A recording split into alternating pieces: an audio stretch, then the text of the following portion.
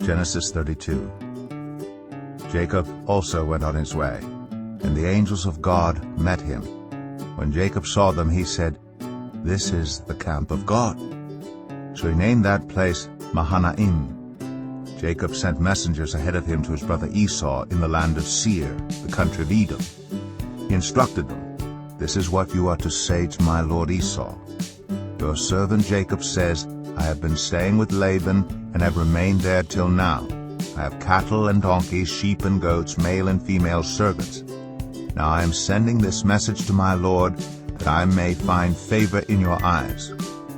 When the messengers returned to Jacob, they said, "We went to your brother Esau, and now he is coming to meet you, and 400 men are with him." In great fear and distress, Jacob divided the people who were with him into 2 groups, and the flocks and herds and camels as well. He thought, if Esau comes and attacks one group, the group that is left may escape. Then Jacob prayed, "O God of my father Abraham, God of my father Isaac, Lord, you who said to me, 'Go back to your country and your relatives, and I will make you prosper,' I am unworthy of all the kindness and faithfulness you have shown your servant. I had only my staff when I crossed this Jordan, but now I have become 2 camps. Save me, I pray, from the hand of my brother Esau, for I am afraid he will come and attack me, and also the mothers with their children. But you have said, I will surely make you prosper, and will make your descendants like the sand of the sea, which cannot be counted."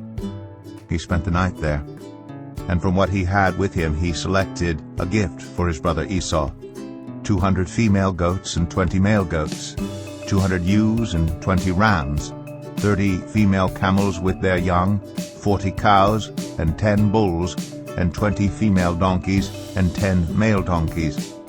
He put them in the care of his servants, each herd by itself, and said to his servants, "Go ahead of me, and keep some space between the herds."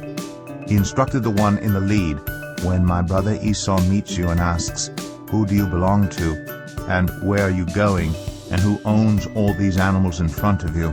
then you are to say, 'They belong to your servant Jacob. They are a gift sent to my lord Esau, and he is coming behind us.'" He also instructed the second, the third, and all the others who followed the herds, "You are to say the same thing to Esau when you meet him, and be sure to say, 'Your servant Jacob is coming behind us.'" But he thought, "I will pacify him with these gifts I am sending on ahead. Later, when I see him, perhaps he will receive me." So Jacob's gifts went on ahead of him, but he himself spent the night in the camp. That night Jacob got up and took his 2 wives, his 2 female servants, and his 11 sons, and crossed the ford of the Jabbok. After he had sent them across the stream, he sent over all his possessions.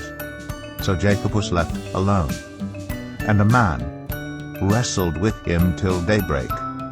When the man saw that he could not overpower him, he touched the socket of Jacob's hip, so that his hip was wrenched as he wrestled with the man. Then the man said, "Let me go, for it is daybreak."